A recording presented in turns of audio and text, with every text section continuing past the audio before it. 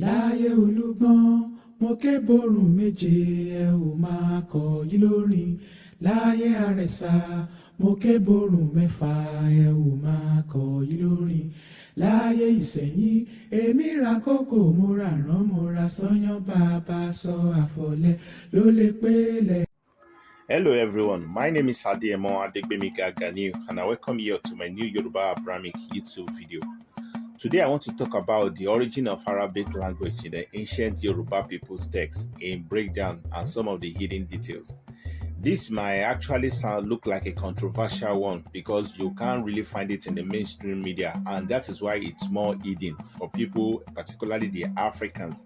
But even though things I shall be telling you today will be as clear as daylight, unless you are not just being sincere with yourself, or you are not the truth finder, or you are just playing by an emotional debate. I obviously know today that so many Africans, particularly the Muslims among the Africans, that most of them, a large numbers of them, basically don't realize that there is no definition for the term Arab. The why we need to touch on the term Arab is because by knowing the original Arab, it will give us what Arabic language means, and it will also give us a clue of what Arabic culture supposed to mean.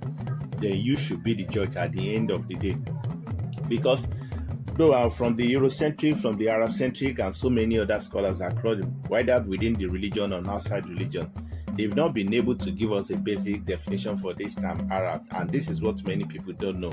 Like in the case of Wikipedia did admit that different historians still argue among themselves to today, suggesting that the name Arab probably comes from the term Westerner. Is a name that was being described by people from the Western world, and it was first referenced to an Assyrian king, Sennacherib, in 1800 BC in the text that was found within the Assyrian spaces during the excavation. Another, like the Encyclopedia Britannica, also defined the word Arab as well in their own claim that it actually can be identified with someone who is a dweller within the Arabian Peninsula, regions from today's modern North Africa after invasion to the Middle East. That is what they give. But from the Islamic lens itself, the Islamic muadid, the mullahs, the Islamic leaders, they basically have no even clue of it within the religion system or what the term Arab means. But what I found fascinating is that all these different definitions of Arab, they all have something in common, and which is how to do that. They all agree within themselves that the whole concept of Arab or Arabism has an affiliated origin from the term Shemite, which is why it is being referred to as Shemitic language today. As a matter of fact, Arab is not a name of any tribe. Let me say it again. Arab is not a name that can be referenced to any tribe, any ethnic group on earth, any culture in the universe, or whatsoever, let alone religion. It's just a name on its own, which basically indicated that Arab is a freelance language, is a general and unknown language. Let me use the word unknown. And the reason why I'm using the term unknown, you will later know as we go further. But realistically, intelligence actually made us realize that the term Arabic has its root in the Abrahamic language or Abrahamic belief.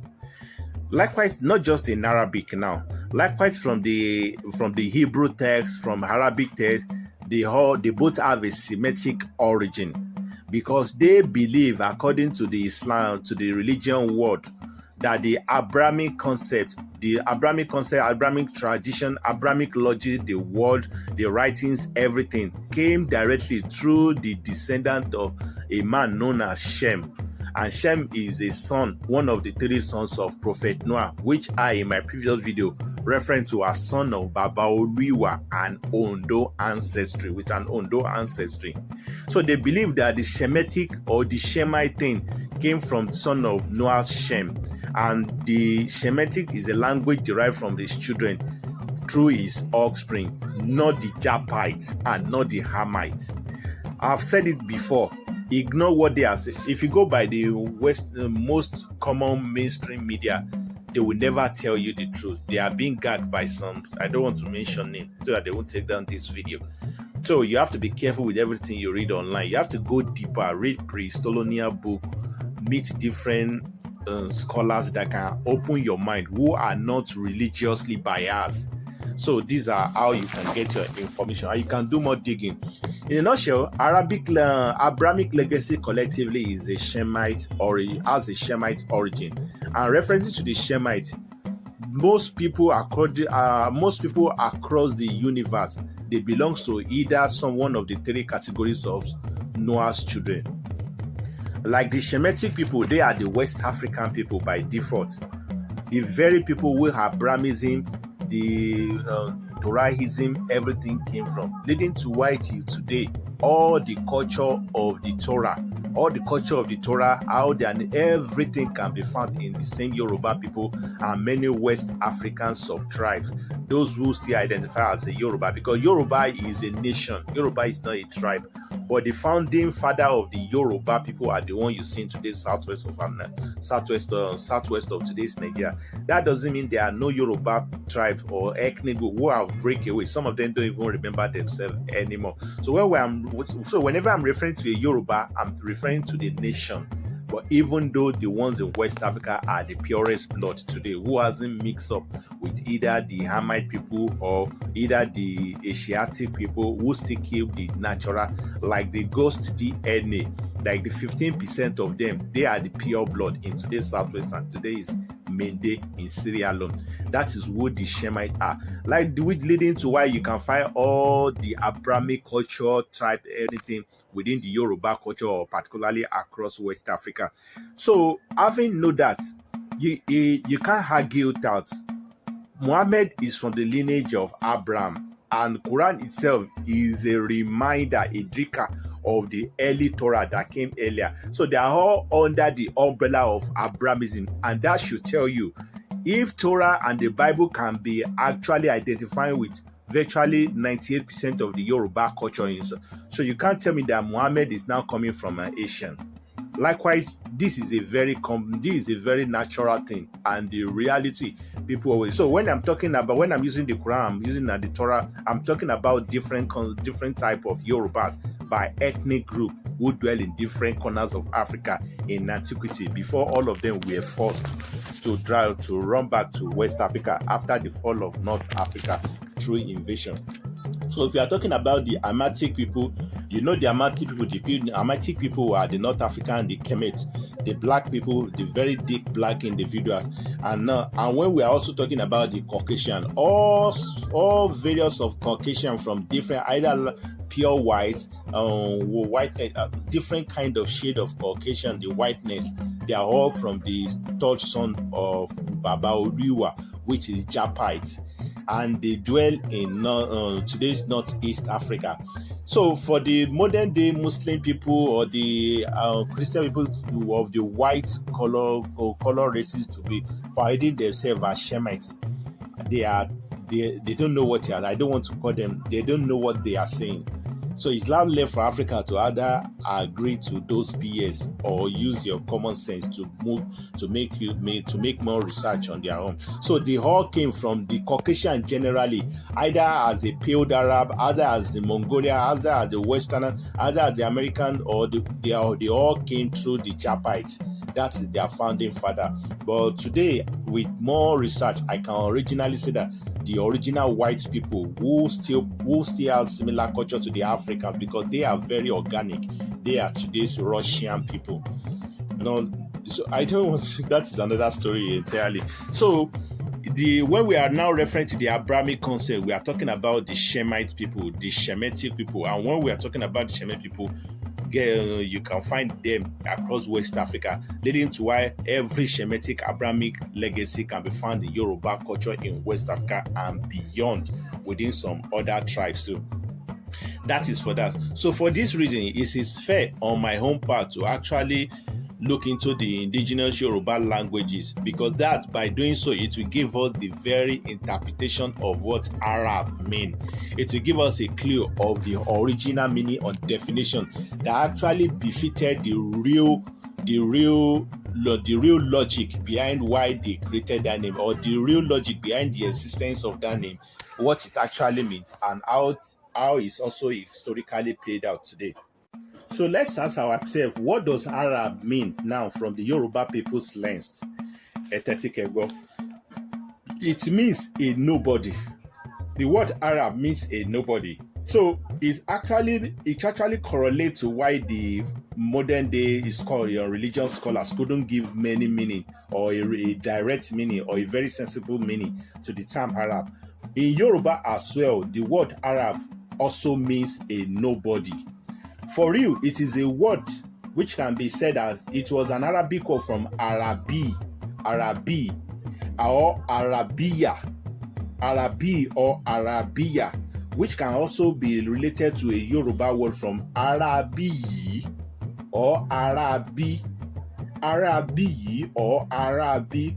When a Yoruba wants to call someone Arabi or Arabi, you are obviously a referencing figure that has no basic identity. It is often used to describe someone who you have history with, but naturally isn't directly part of you. Like, how would I say? Let me use the English word, a stranger. That is what Arabi means.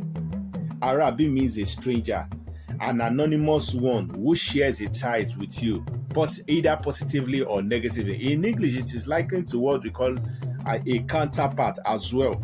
But the question now is, what brought about the Yoruba's use of the word Arabi or Arabi, which became Arab today? The answer lies with the prehistorical relationship with the ancient Yoruba people who migrated from West Africa to North Africa to settle down in antiquity. These Yoruba people who earlier left West Africa, they are the ones they settle around the region of today's Nubian area, closer to the Egyptian. They were more, sometimes the history relate them with the Egyptian, sometimes the history relate them with the Nubian. They are all within the North Sudanese area. Unfortunately, another thing we seem to not get is that the Arab thing is only a reference identity or a title that is only applicable to the Africans, not those that you see today putting on white clothes like some angel walking around. Nah, they are typical African people. And these typical African people, the language itself is like, let me give you a very clear understanding from what I was able to come up from my deep research. Arabic language was derived from Arab. The word Arab was derived from a nobody, Arabi, a counterpart. These other people, my other colleagues, that is what Arab basically means. And it's a language, the language that now merged out of these random people, because aside from the Yoruba people migrated to found the north and the Kush area of today, it should also be known that it's not just the Yoruba people.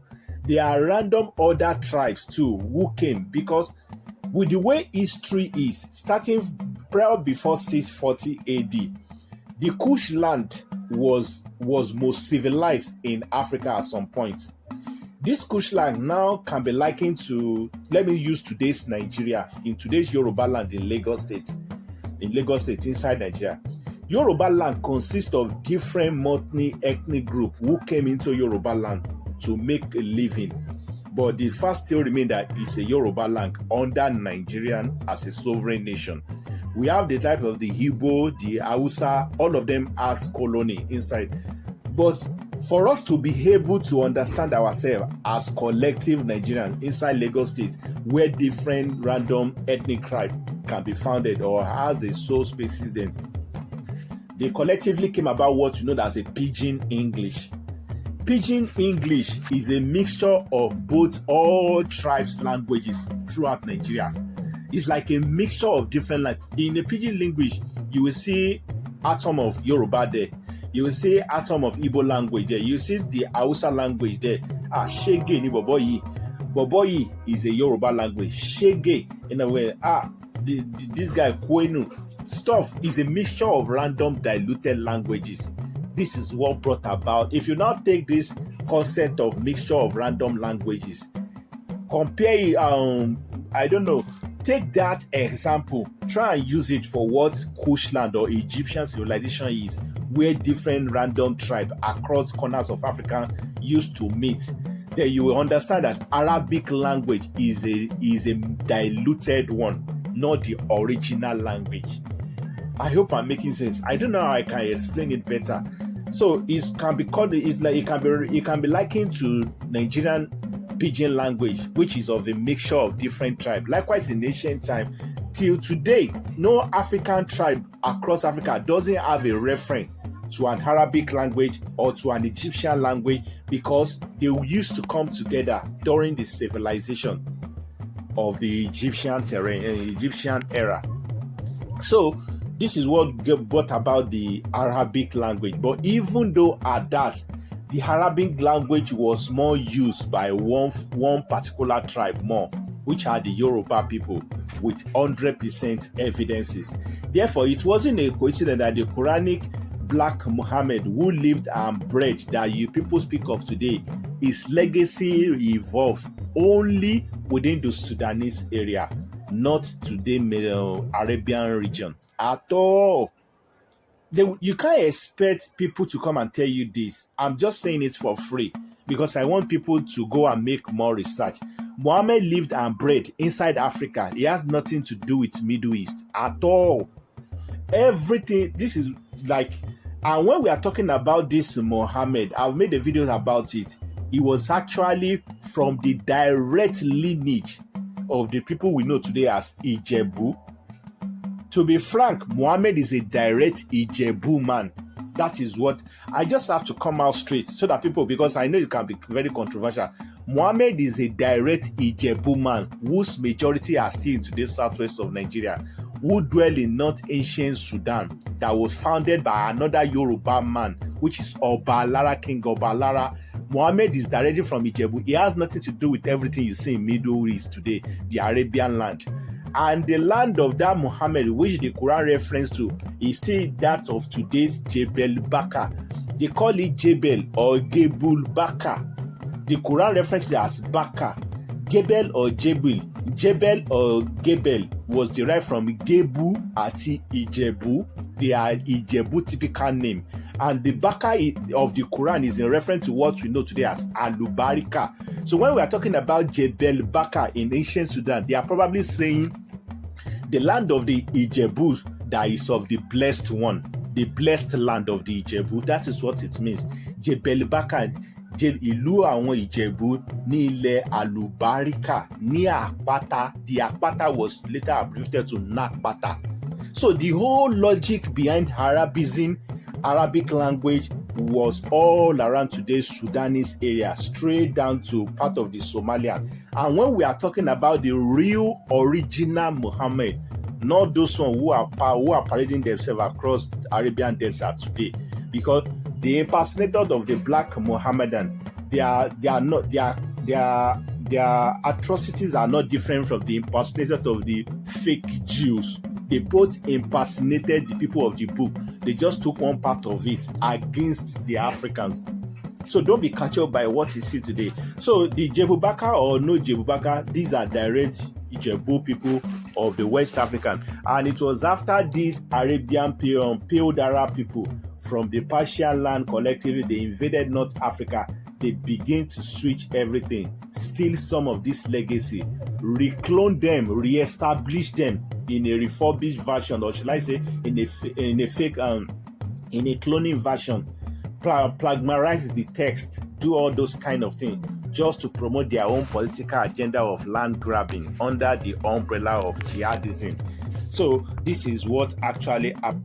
In a nutshell, for those who are more deeper in research, it's so obvious that Arab has no culture. Arab is like a non-existing language to describe an anonymous person.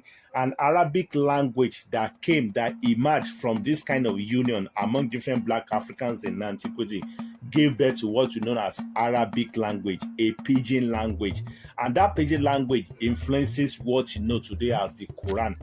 The Quranic language, if you don't know, for many Muslims, I'm saying this based for educational purpose. I'm not here to attack anybody. This is why I'm begging my Yoruba Muslim, my Yoruba Christian, and non-Yorubas who are just truth finders. I will rather advise you to do more research than attacking one another, because it's baseless these days in the days of information.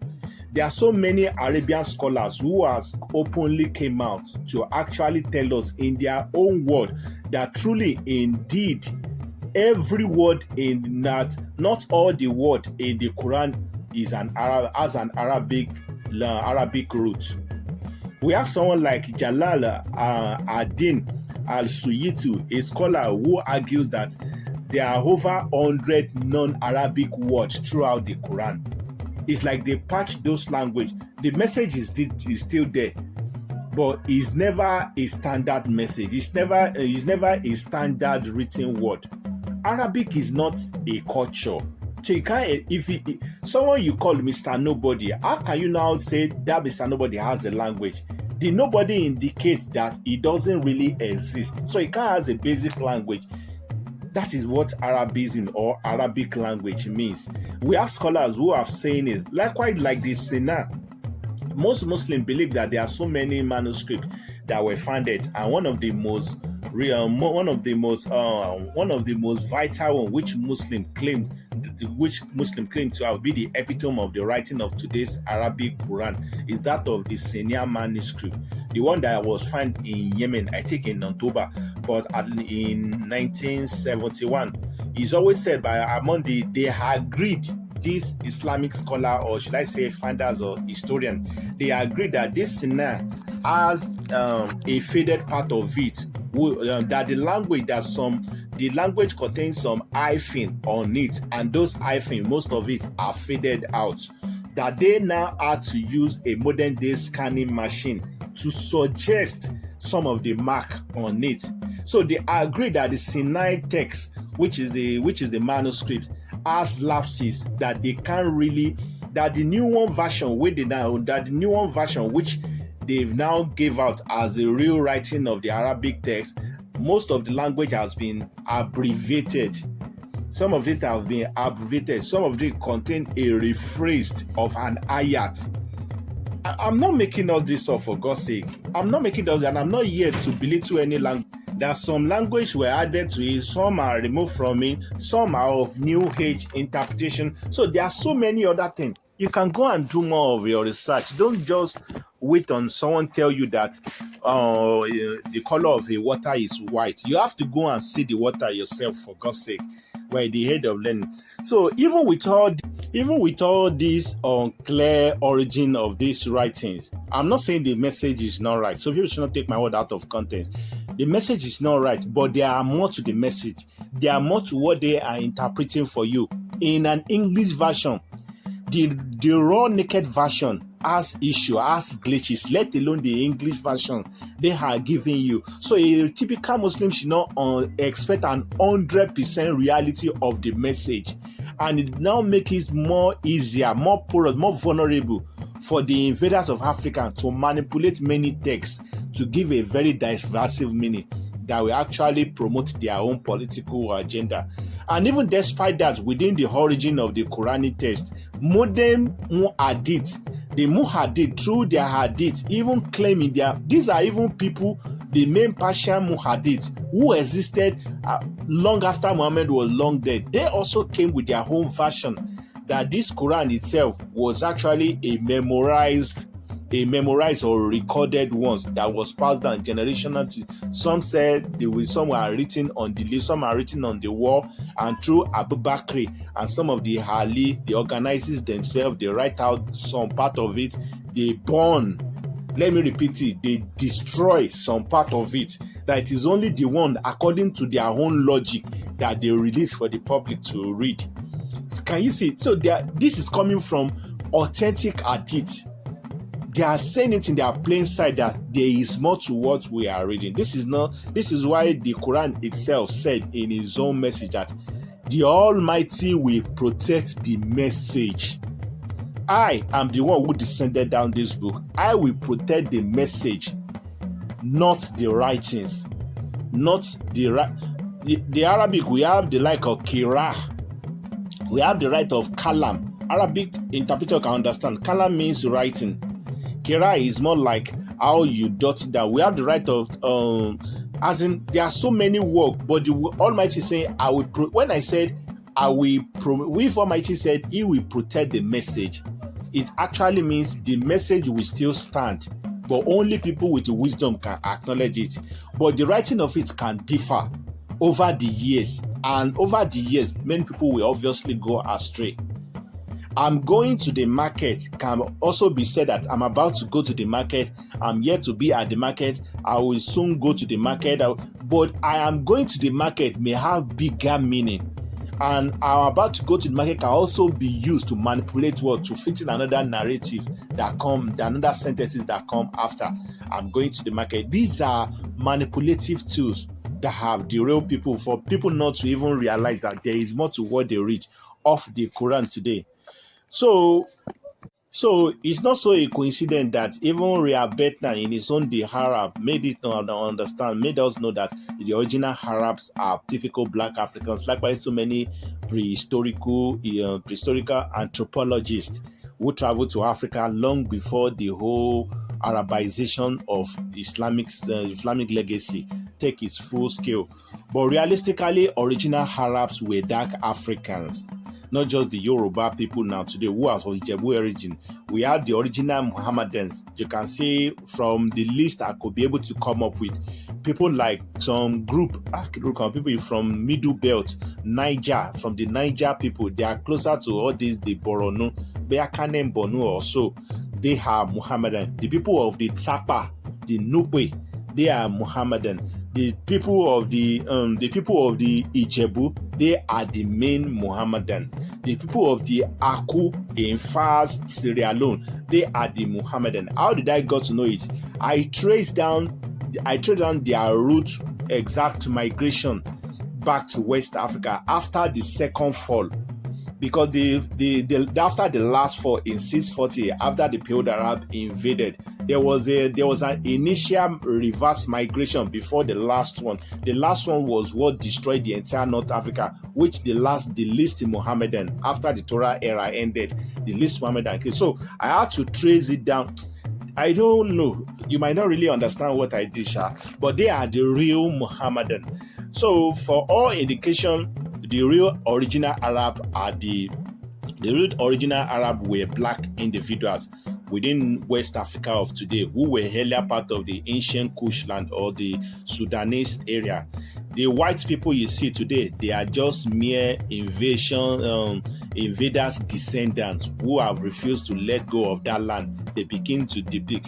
They don't belong to North Africa. They don't belong to any Abrahamism legacy. They are just forcing themselves into what they are saying. As a matter of fact, Muhammad history, Muhammad legacy lies within Africa and among the people who have already reverted back to West Africa after the fall. The Quran even gave us references about who you portray as Muhammadan today.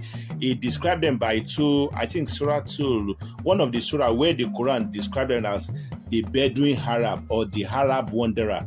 The Quran describe who they are in terms of their nature and what is playing out today. The Quran also described Muhammad in Surah Al-Fatiha too. In one of the Surah Al-Fatiha, where he described that it is the Almighty that when he was describing Mecca. Mecca was a valley.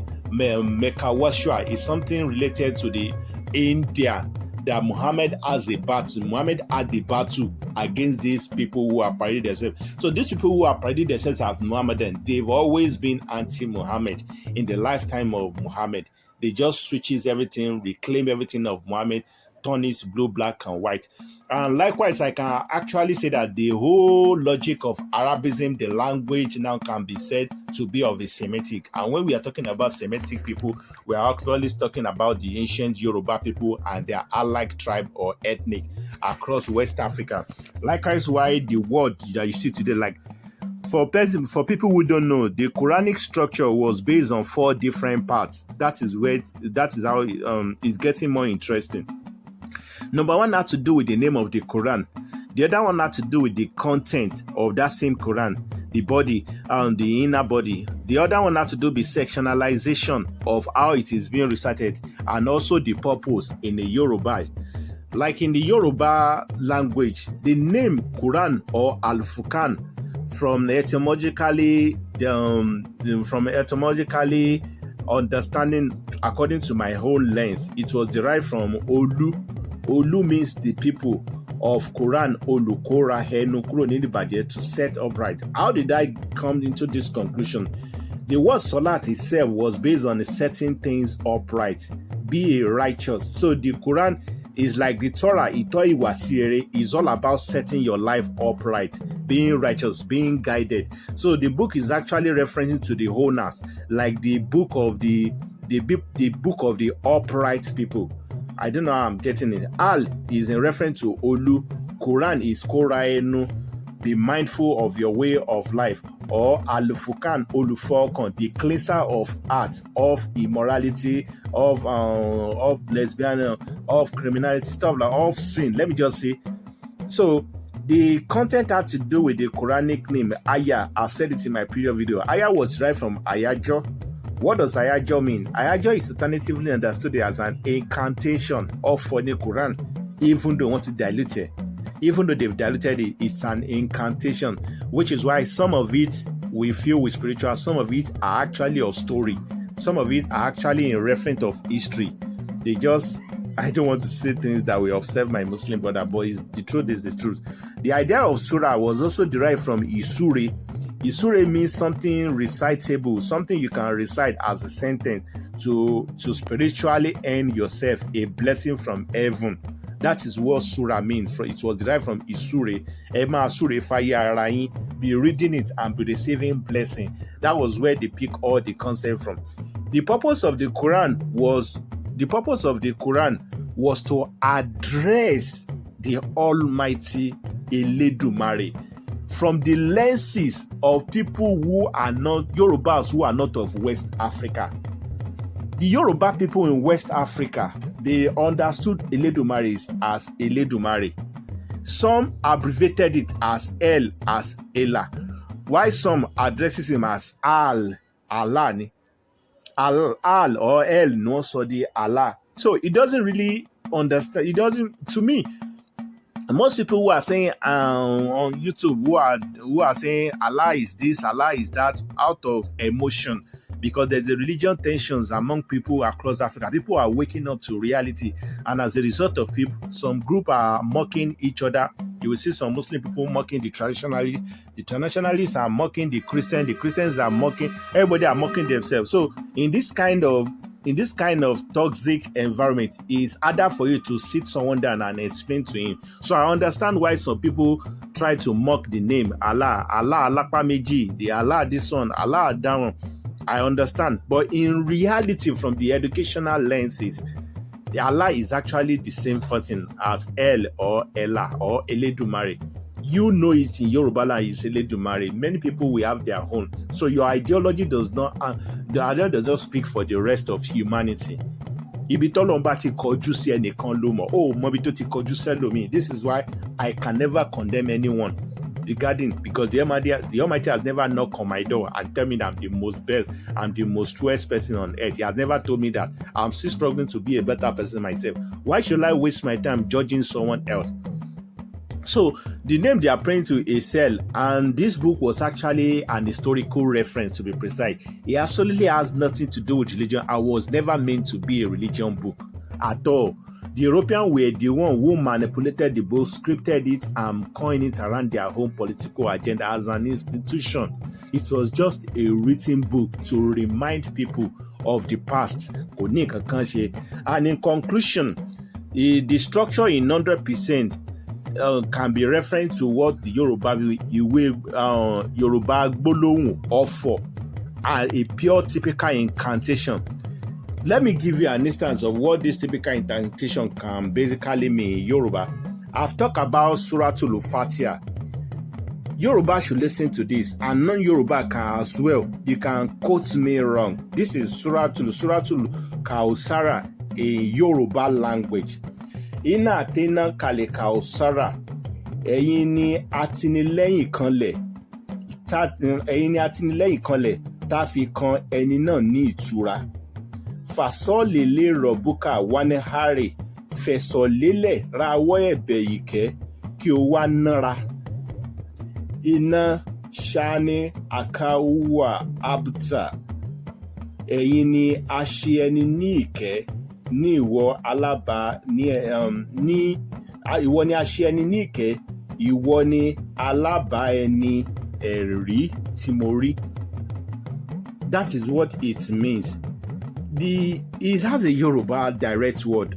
It's not a coincidence for me to be able to write more than 30 different surah in this out of that Quranic language, and each of it relates with the Yoruba word by 100%, give the same 100% interpretation in English language, and still identify with what Yoruba people knew as a meaning of word.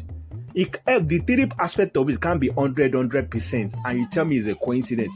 If you want me to do the whole Quran, just give me what I will be eating, put me in a room, give me about 5 months. I will interpret the entire Quran into a typical Yoruba, and Yoruba people will realize that all funny and palenu incantation are what you are saying, which is why the Muslim will read some ayah in the Quran. You will see something will happen. People will be like, ọ̀rọ̀ lásán ló sọ.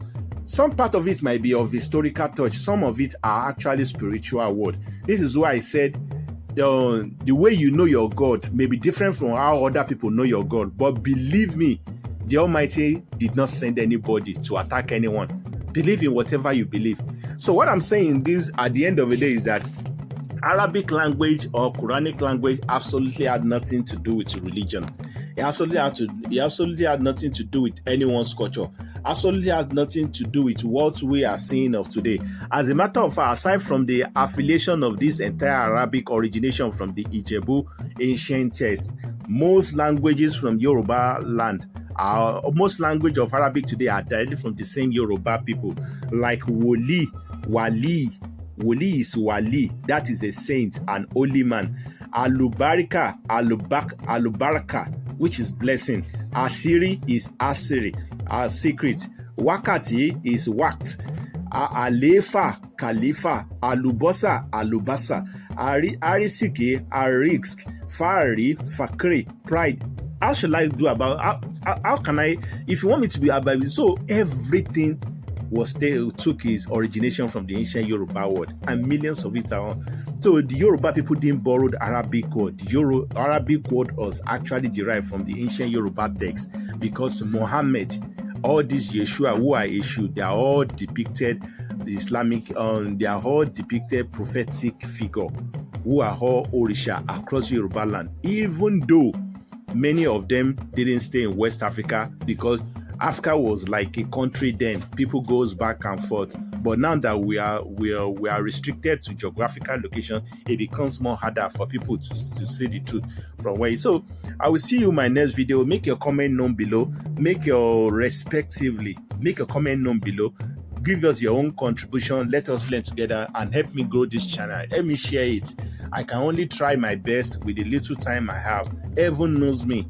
If I am capable enough beyond what I am, I will take my time. I will perfect my work beyond the doubt. So let me subscribe it. Thanks for everyone. Thank you and bye for now.